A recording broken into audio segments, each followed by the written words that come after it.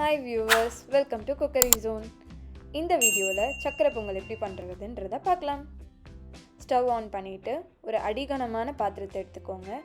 இதில் நான் 3 டம்ளர் தண்ணி ஆட் பண்ணியிருக்கேன். 1 டம்ளர் அளவுக்கு அரிசி ஊற வச்ச தண்ணி ஆட் பண்ணியிருக்கேன்.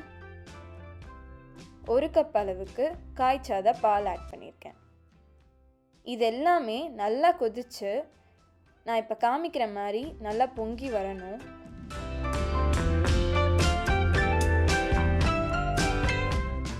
இந்த ஸ்டேஜில் நம்ம 4 hours ஊற வச்சுருக்க 1 கப் பச்சரிசி,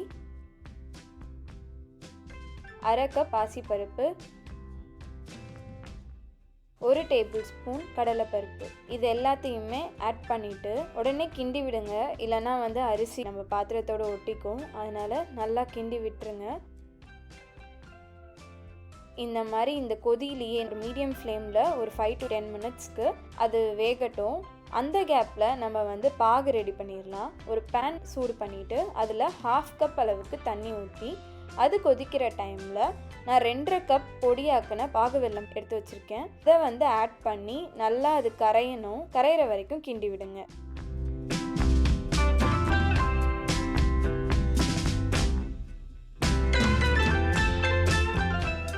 நம்ம பாகுவெல்லம் ஆட் பண்ணுறதுனால நம்ம பொங்கலுக்கு நல்ல ஒரு கலர் கிடைக்கும். அதனால தான் நான் பாகுவெல்லம் சூஸ் பண்ணியிருக்கேன்.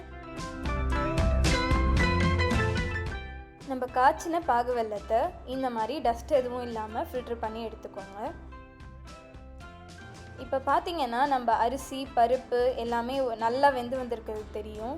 நல்லா குழைவாக வெந்து வந்திருக்க டைமில் நம்ம காய்ச்சின பாகு வெல்லத்தை ஆட் பண்ணி ஒரு 5 to 10 minutes இந்த மாதிரி கிண்டி விடுங்க.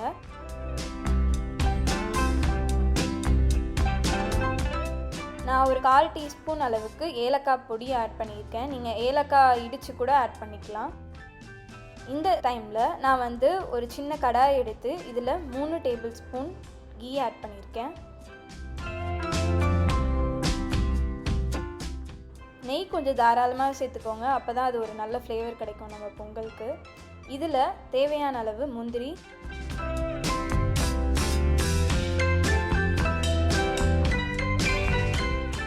தேவையான அளவு காஞ்ச திராட்சை, இது ரெண்டும் நல்லா பொன்னிறமாக வர அளவுக்கு மிதமான சூட்டில் வதக்கிக்கலாம்.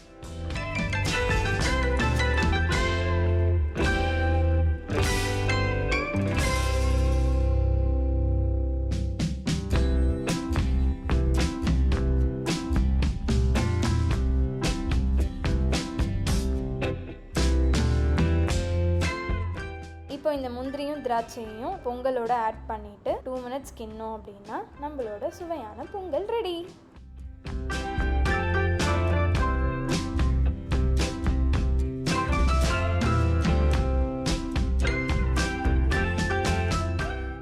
நீங்களும் இந்த ரெசிபியை ட்ரை பண்ணி பார்த்துட்டு எப்படி இருந்துச்சுன்னு கமெண்ட்டில் சொல்லுங்கள். உங்களுக்கு இந்த வீடியோ பிடிச்சிருந்துச்சுன்னா சப்ஸ்கிரைப் பண்ணிவிட்டு ஃப்ரெண்ட்ஸ் அண்ட் ஃபேமிலிக்கும் ஷேர் பண்ணுங்கள். Tata, bye by.